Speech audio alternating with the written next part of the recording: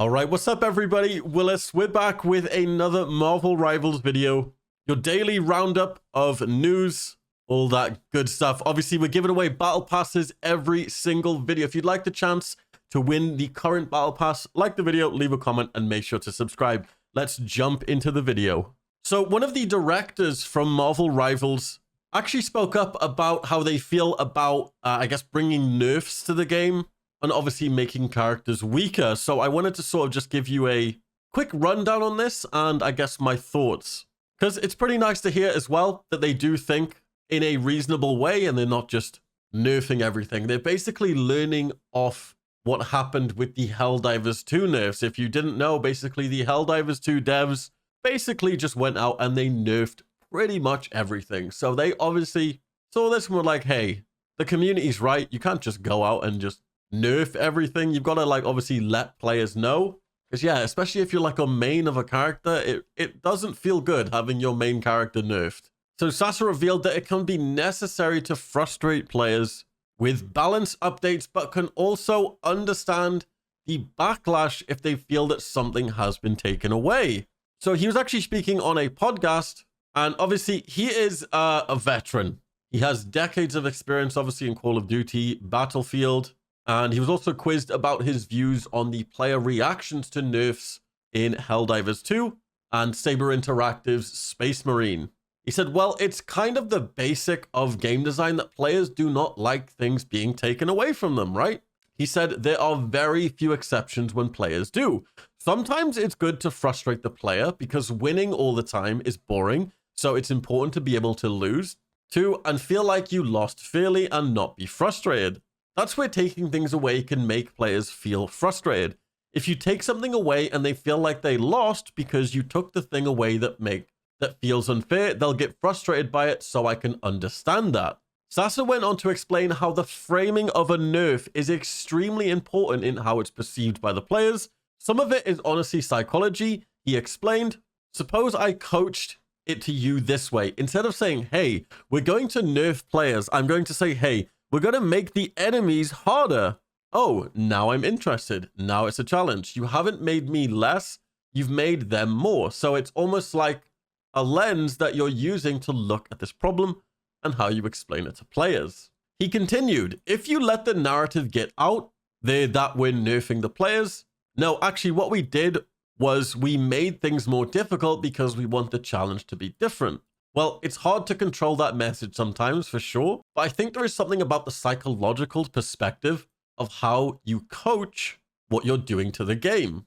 So obviously, this is a very brilliant point. The way you present a change matters. So obviously, if they say, we're nerfing your favorite hero, people are going to get mad.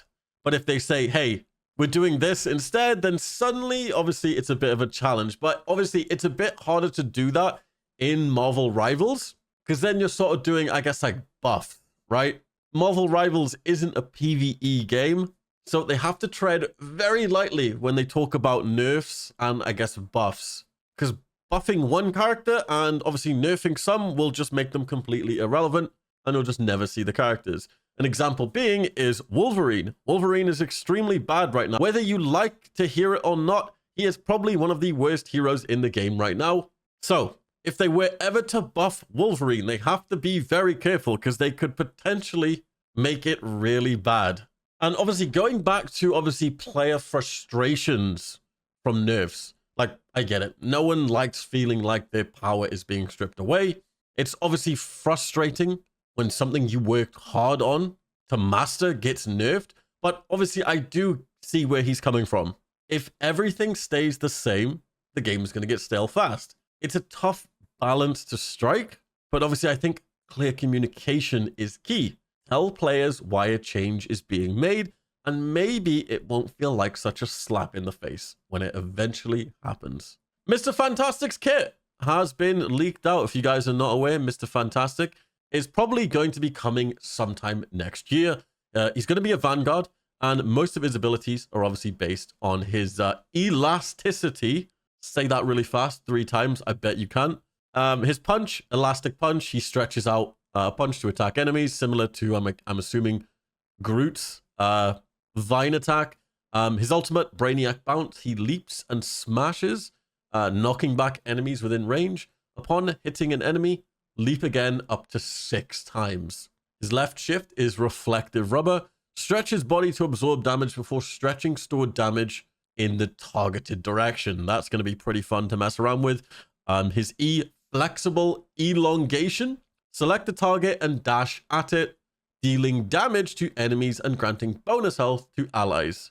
Rubber Grip, which is his right click. Extend arms forward to entangle enemies. Then press left click to select and yank 2 more enemies. This sort of reminds me of, if anyone plays League of Legends, Zac.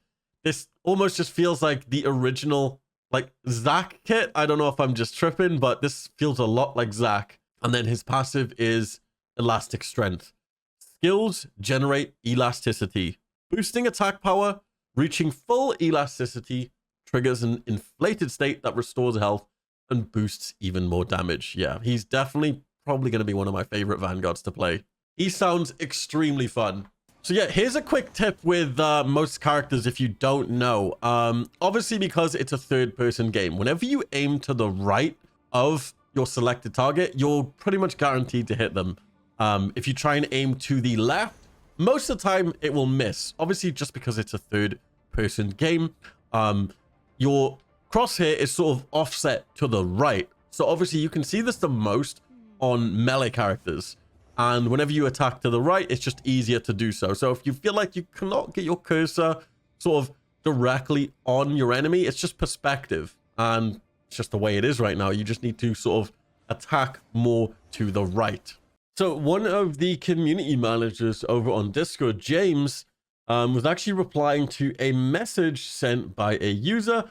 Basically, I think they were like teasing something that's going to drop in the game. Samir said, what are the fun stuff gonna be? And James replied with, well, we'll have some fun things to celebrate the 1 million milestone.